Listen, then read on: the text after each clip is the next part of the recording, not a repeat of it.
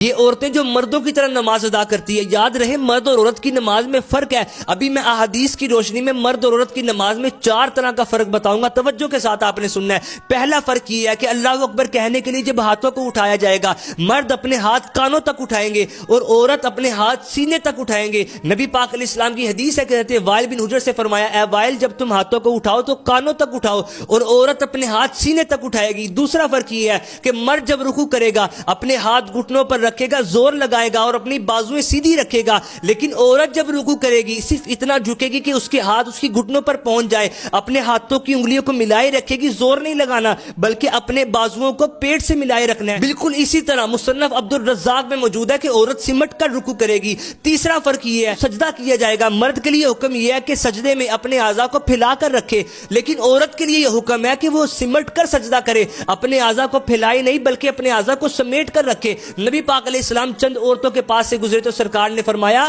کہ جب تم سجدہ کرو تو اپنے گوشت کا کچھ حصہ زمین سے ملا لیا کرو، کہ عورت کا سجدہ مرد کی طرح نہیں ہے۔ سرکار فرما رہے ہیں کہ عورت کا سجدہ مرد کی طرح نہیں ہے۔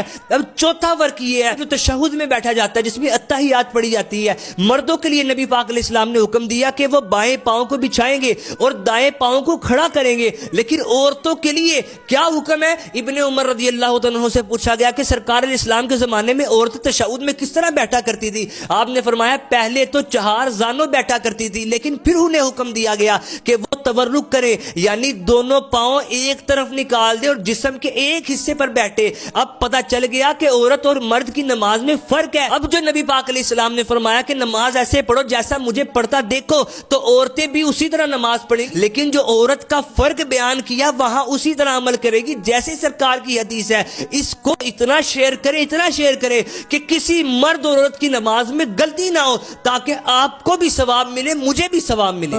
جگہ کے